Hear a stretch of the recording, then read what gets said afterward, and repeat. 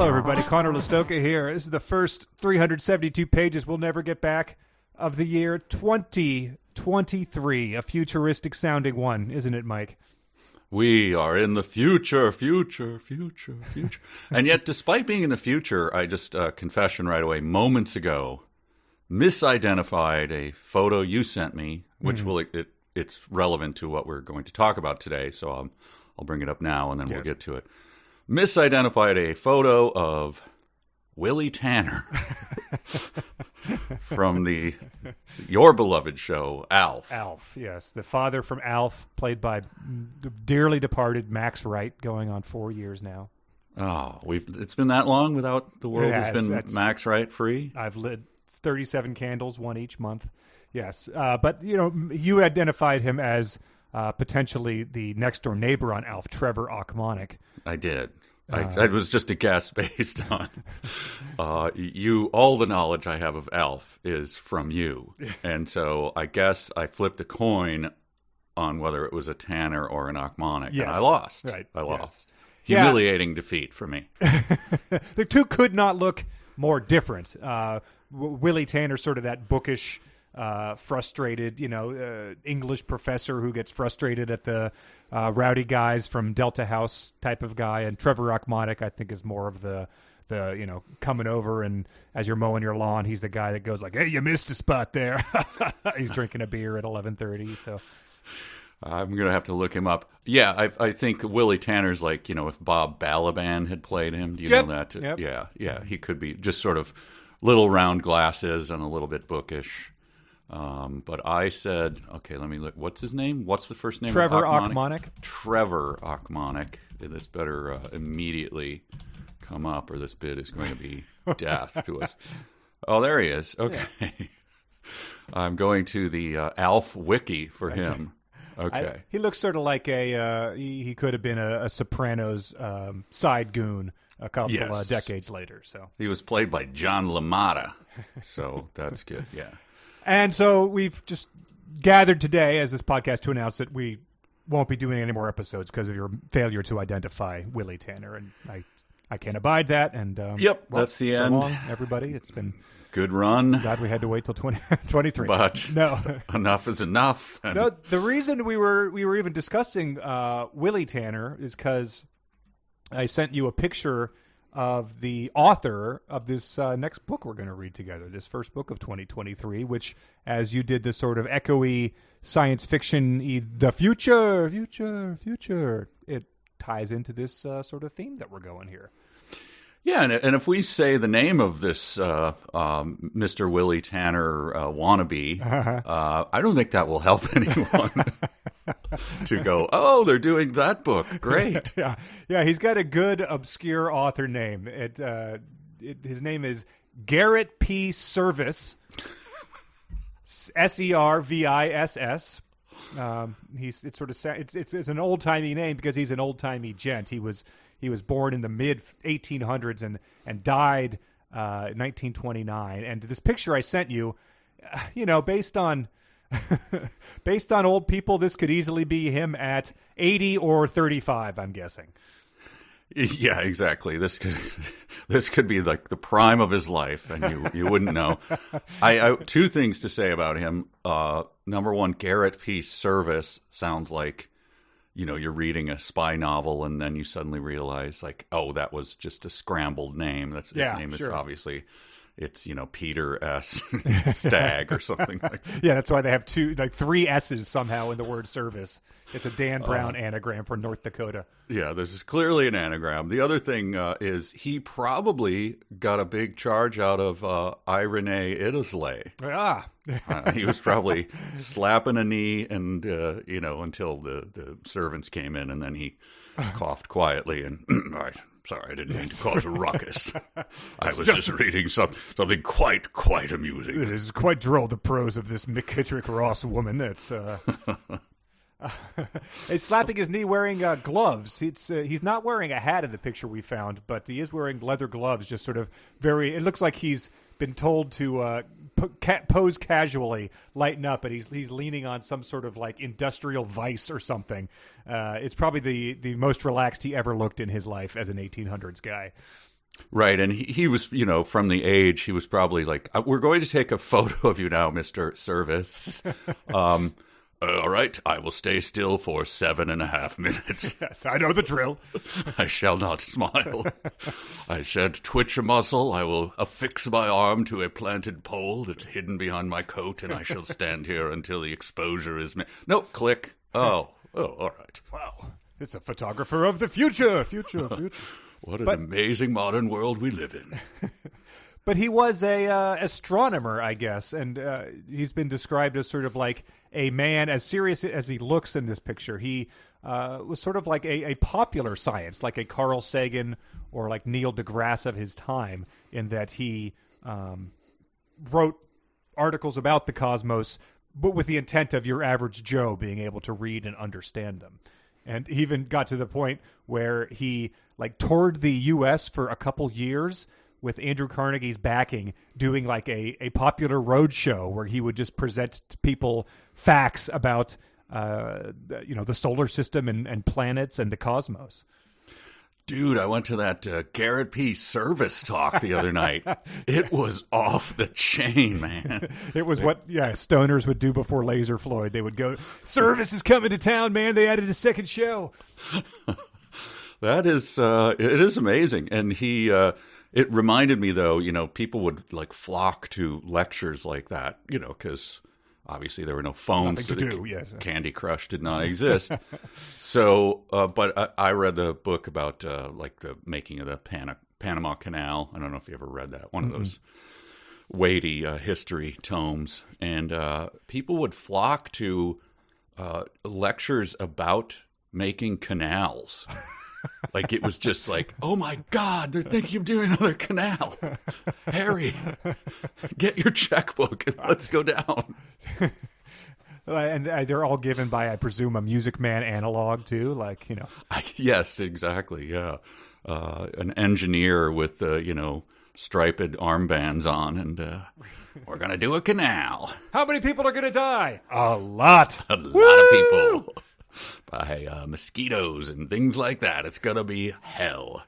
So I don't know. I mean, even back then, there was people had figured a lot out about the way that you could predict eclipses and planets, all that. Even I feel like Neptune had probably just been discovered, or Pluto in this guy's lifetime. So it's funny to laugh, but it's probably one of those things that people had like less wrong ideas about than all the other people were still probably doing phrenology at this point in time. Yeah. So he was he's pretty advanced and pretty progressive in his views. This new science he was doling out to the masses. But he wrote books that were called like Other Worlds, Their Nature, Possibilities, and Habitability in the Light of the Latest Discoveries. He wrote one called Astronomy with an Opera Glass. And but then after this sort of fame and stuff like that, he did as any scientist wants to do, is be like, well, my dream has always been to write terrible pulp science fiction. Right. So he eventually turned his focus to that, and it was at the impetus of people wanting him to help them rip off H.G. Wells, which is a pretty fascinating development. Like, H.G. Wells wrote War of the Worlds, before it was a radio play, and it was published in London in the late 1800s. Like, it was published like the exact same year as Amanda McKittrick Ross' Irene Idsley. Sure. I was like, is this going to be the oldest book we've ever done on the podcast? And it was like maybe 1 year after that was written. So it's like, but like more people probably read this in the current time than read Irene Idsley. So, but what they did was they took War of the Worlds, they published that in London, and I guess American papers were like, oh, this is pretty big. We're just going to publish it ourselves. They just ripped the whole thing off. And they did as I feel like this happens a lot, is like they were like, but Americans, they wanted the American version of it. So they stripped out a lot of the science that H.G. Wells put in, and they changed some of the references to be American references and locations, which is a pretty funny, we've always been dumb kind of thing. It is funny because I was thinking of that the other day, watching some, some Netflix show, like a with a lot of locations. And for American movies and American things, they'll show like the little clicker at the bottom. The camera will pan around London, and it'll go click, click, click, click, click, click, London, England for Americans. And I was told by a foreign person, they don't do that. It's just Americans need to know London. Oh, England. Okay, yeah. Gotcha. All the guy's right. panicking. Which is so stupid. PBR can is shaking in his hand as he's wondering which London it might be. Yes. They did all that, and then they were like, well, that was such a hit that we want to do a sequel to our possibly pirated, possibly Wells just signed the wrong thing and gave them permission to do it. It's vague. But then the Boston Post was like, hey, Garrett Peace Service, women are throwing their underwear at you as you do these lectures. Kids are saying, like, I want to grow up to be Garrett Peace Service. Why don't you write the sequel to this? And that is what we're going to cover here next on 372 pages. It is his sequel to a sort of ripoff of War of the Worlds called Edison's Conquest of Mars, which was also published serially in the Boston Post, and then it became, a book that everyone sort of forgot about then for another 50 years, and then it was reprinted. People rediscovered it, and it's just a very early, weird science fiction novel by Garrett Peace Service. And presumably, I guess if it was serialized in the Boston Post, all the luminaries of the day, like rushing down to get the paper, then the next edition, the next chapter of Edison's Conquest of Mars is in the paper, honey. No, please, Edison's Conquest of Mars. Yeah. Of course. Yes. Yeah, but that was they were sort of they were banking on it selling a bunch of papers, and I don't think it was. I don't think it was as poorly received as Irene Iddesleigh, but it was. I guess it probably hasn't aged as well as some of the other legendary science fiction of the time. His predictions not as spot on as, say, an episode of Star Trek or something, where they're using communicators. They made the phone, the flip phone. They had it all over Star Trek. It does have some like early science fiction, pioneering stuff into it. I'll read you the letter, an email that the listener who recommended it sent to us, and this was back in the innocent days of January 2020. So we do read these things, and this was Perry sent this one in. He said, "Imagine if Lara the White Worm had a kid with Armada, with all of Klein's smug Mary Sue-isms." And palling around with famous scientists of his time, with Stoker's incomprehensible plotting and 19th century stodginess. So that sounds like a good mix. And yeah. he said this was the sort of plot. He says a global alliance coming together under the leadership of the world's most beloved inventor Thomas Edison, along with basically every other famous scientist alive in 1898, to take the war to Mars. It has the first ever written concept of a spacesuit in all of sci-fi, and invented a few other sci-fi tropes and concepts before that. So, does it do the spacesuit better than other sci-fi books like 2001 or The Martian or something like that? It probably does not. But hey, it was first, and in nerddom, that always gains quite a bit of credit. Can we be sure? Has everyone read everything that who did this first? Right. First to a spacesuit. I'll take it. I'll take it under advisement. We'll see. Yeah, and if anyone out there finds a earlier recorded instance of a spacesuit, that's we can break some news here on the podcast. I hope that this spacesuit, like something another thing I saw just the other day, when someone puts on a giant space helmet, and then you're supposed to, I don't want to see this is an actor. Why are you covering them with a giant helmet? Sure. And then they do the thing where there's a light around the interior of the eye screen that points at their face. And you just go, wow, what would the purpose of that be? Shining a light at my face. Can I turn off the face light? No, we can't see you. Well, maybe Garrett Peace Service invented that as well. That's what I'm hoping, that he, can still describe the face of the people who put on the spacesuits. If he predicted, and one day when you're adapting this for the silver screen, please make sure that the Thomas Edison's face is lit up by a glowing thing like around the edge of a Kindle, which I also invented as Garrett Peace Service. And now all the ladies rushing the front of the stage and throwing your brassieres at me. Please, please, please sit back down. I am, as you would guess, a man in my early 30s from this photo, and so I will be able to attend you all backstage after this. But please, I must inform people what my very educated mother is serving to complete the mnemonic device here, people. As a 32-year-old, I, of course, possess 11 teeth. So right. I'll show those off later backstage, too, if you know what I'm saying. So he was, I guess, in his mid-40s when he wrote this. But, yeah, we still don't know when that picture was taken. And what I found hilarious and fascinating was that this is a, like, genre of books. Like, I'm sure it's, like, a sub-genre. But, like, it's a... books starring Thomas Edison were evidently like a huge deal for a while for, like, you know, teenage boys in the way that, like, the Hardy Boys and stuff like that would be. They just wanted to read books about Thomas Edison, like, solving problems and inventing things and, like, winning wars. And the genre was called Edison Aid or an Edison Odd. I have no idea how you actually say it. But wow. It says that it was sort of, I guess, came along and there was like a whole genre of Robinson Crusoe ripoffs that they called Robinsonades. I don't know where the aid comes from. It's very curious. They were like juicing Robinson Crusoe.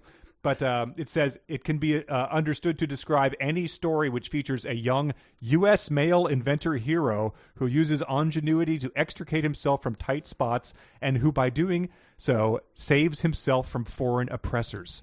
So it's sort of like Ragged Dick, penny novels where this inventor, I guess it wasn't always Thomas Edison, but some sort of entrepreneurial type creates a tool or weapon that lets him save America from foreigners or evil scientists or aliens. So it's like, spacemen of the, late 60s, early 70s, Tom Mix earlier than that, just like a cowboy. Yes. Thomas Edison. Yeah, it's bizarre. It's sort of like, how just like Hercules was in all the movies from the 60s, I guess, because he was public domain or something.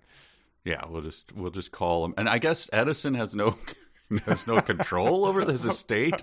Well, I mean, I feel like he was dead for like decades by the time this happened, right? I think I looked it up and he died in like the 1840s or something. But his estate can't protect. Oh no, I'm sorry. He was well alive. He died in the 1930s. Okay, yeah, I was going to say that seems early for. I don't know. I guess he was like, I don't know. I guess it's cool. I mean, I guess there were just so many papers and stuff you couldn't sue them all. He was probably too busy electrocuting elephants or something. Yeah, I think I read once that Franz Joseph Haydn, he was under servitude to like the court of the Esterházys, and he wrote just basically like, I want a symphony a week. Like, that's impossible. Well, I don't know. You figure it out. You're Haydn. So he did it and he wrote like 110 symphonies or something. Wow. And then he finally somehow got out of the grip of the Esterházys. And so he spent his last years just suing people who were ripping off his stuff. Just like going to, finding out, are they publishing it in other countries? Well, can we sue them there? Like, just trying to figure out early stuff. So it's just shocking to me that Edison hadn't also figured out, like, I don't think they can use me as a character. It's really bizarre. I mean, maybe they changed it. Maybe they put two N's on the end of Edison, like two S's at the end of service, and that was their workaround. Yeah, I'm trying to think. Is there any analog in? I guess back in the day when reporters would go out west and they would just use real people who walked around, and then they would just make up like comic books about them and send them back east because they're like, well, they're not going to find out. They're not going to like go cowboys? To the drugstore. And, yeah, like gunfighters and stuff. They would just make up complete things about them and publish a wildly successful book out east that the person who was actually the star of the book had no idea. Like, you're a big star in New York City. Like, he's never going to find out. He's just like some dumbass gunfighter out west. There's a whole genre about you, about Johnny Six-Shooter Aid, it's called. Yes. I didn't see a dime from that. My fourth grade class play was The Electric Sunshine Man about Thomas Edison. So I guess that couldn't. Maybe it was an Edison Aid. I don't know. It was sort Edison of an Odd? autobiographical. Yeah. Are we going to go Odd? We're going to go with Odd. I just got to get it clear now. Well, I don't know. Serenade. What is the root of the word? I don't know. The seems root of the like word it is should be Robinsonade. Edisonalia, right? Wouldn't that be the more logical thing? Adjacent to something is called an alia, right? Edison verse, that might work. Okay, all right. Edison Odd. That sounds strange too. I don't know. But so the first ever known Edison Odd was I sent you the picture. It's in that document. The Steam Man of the Prairies, which has an incredible cover. It's like a old West wagon that a young boy is at the helm of, and pulling it by the reins is like, it looks like TikTok the Man from the Wizard of Oz like sequels. It's this sort of steampunk guy wearing a Abraham Lincoln hat, like rotund, pulling this wagon behind him. So I guess it's probably a early steampunk book, and I don't know if Thomas and Edison is in that or not, but it's I guess someone considers it the first Edison Odd. Oh, yeah, I see. I just looked up the picture of it. Yeah, this steam shooting out of the top of his the metal man's hat there is nice, too. Yeah. It looks like the local hooligans have just pranked him one more time, and so he's forced to shoot steam out of his hat and ears. He's the monster from Monsters Christmas. Is that what the movie was we just did? Yes. With the monster with his head was on fire the whole time. Steaming. Perfect. So that's all right. Monsters Christmas, technically an Edison Aid. Yes. I just sent you, by the way, a Spryer picture of, if you'll just open that and oh, there he is. Give your impression. Senior graduation photo. Yes. Yeah. He's a mustache, a stern look, shoulders turned 3/4 to the side, scolding all whippersnappers within miles of him. Oh, my clearly. God. His disdain for whippersnappers must be just enormous. But after he did all these things, once I guess the popularity of Edison's Conquest of Mars, he sort of, I don't know if he renounced or just realized that it was a lot easier to make your money doing sci-fi pulp. So if you scroll down from that Steam Man of the Prairie or whatever, it shows the other types of books he was then writing, and it's just those ones that are like amazing stories, and then there's a picture of two like cockroach men escorting a human onto their ship and stuff like that. Oh, that stuff. Wow. That was October 1926. Incredible. That was early. Oh, stories by, okay, Wells, Jules Verne, Garrett P. Service. Mom, it's out. The new Garrett P. Service Amazing Stories. It's like one of those concert venue festival posters where it has the big names of like Beyonce and Radiohead, and then it has the very quickly goes to the smaller font names of people you haven't heard of. That Garrett P. Service should be one of those, maybe, not sharing top billing with Wells and Verne. Right. Yeah. I do like the picture below the cockroach men with the little Gila monster, whatever that you Planaria, find maybe, yeah. That you find on the side of your wall in San Diego doing the push-ups in the sun. He's like pointing a staff at some guy trapped in like a bathysphere or something, threatening him with an evil look. It's a pretty good photo or picture. Yeah, so it's not a photo. Well, you never know. That could be the villain of this book, I suppose. There are illustrations in the book too, which I sent you too. So they're very promising based on that. What the science fiction we're about to get in here looks like. It's essentially guys with normal bodies but enormous heads are the Martians I think he encounters here. Oh yeah, that's the Popeye guys. The guys with they're human adjacent, but yeah, that's pretty promising. So yeah, I think it's going to have he essentially looks like he's a buttoned up whippersnapping hating guy that's going to be writing, I think, like what if James Tice wrote a science fiction book instead of a fantasy novel. I look forward to this. I do wonder if he's going to have walnuts and port or sherry. I can't remember. I think it was fortified walnuts wine and port. of some. Yeah. Yeah. Okay. Yeah, I mean, if that says that, so that book was probably 15 years after this one, which is insane because it doesn't seem like anything should be older than that book. But it'll be pretty fascinating to see that and Irene, which were both very much grounded in 1800s, even if Lair of the White Worm was 1900s. And but this book is sort of forward looking, so I think it'll be fascinating to see what science fiction of this period was like, and what he got wrong and what he got right. I assume he's going to predict that we are all flying to work or play in our own personal helicopters. I think so, yes. That was a prediction that was made pretty much every time you opened one of those popular science magazines or something. And robot butlers. I assume that there's some sort of accusation of lizard peopledom being thrown into here. I hope so. Yeah. Will he have predicted, as Steve Jobs did, that the segways would change the very nature of cities and stuff? Like cities would be designed around segways instead of just being dorky-looking families with helmets on going along waterways.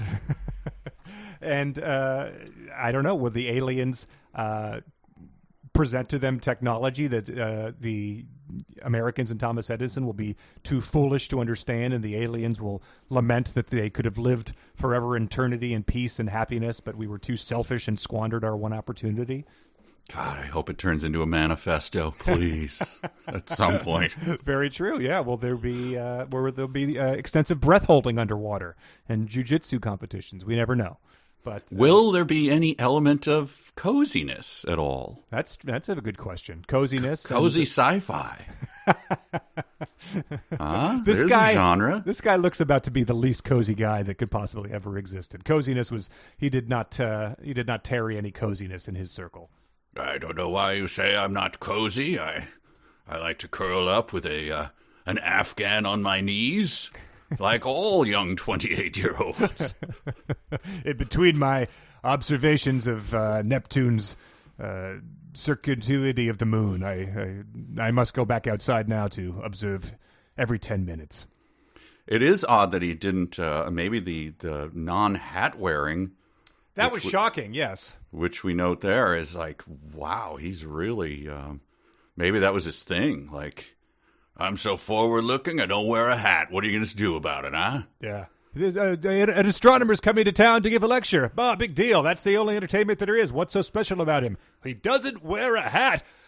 My God. Mary, get the children. Does he wear a high, starched white collar? Well, of course he does. Please. We're not barbarians. Yes. Is it scratchy? Scratchy as hell, of Yes, course. It's dreadfully uncomfortable. It snaps onto his shirt. It's not attached to his shirt? No, that's many years off. He predicts that in his book. Oh. Well, yeah. I feel like the last couple books we did were quite modern, quite of their time. So it's good to delve back into this well of yesteryear for bits just like that.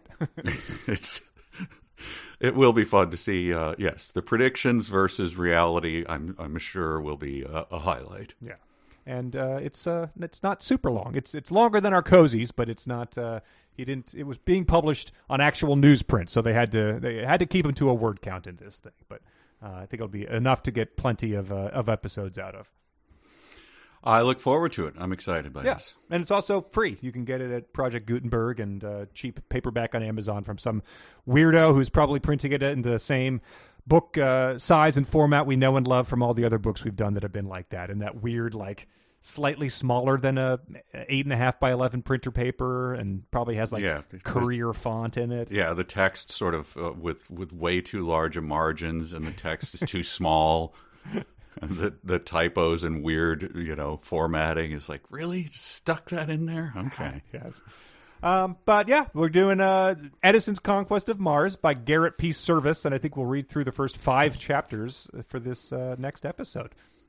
We'll have to settle on a Garrett P. Service voice, but I'm sure we've workshopped it already. I'm sure we'll get there, so I'm excited for that as well. Perfect. All right. Well, thanks everybody. Thank you, Perry, for recommending this book 3 years ago. And I hope it turns out well. If not, we will publish Perry's contact information, and you can let him have it.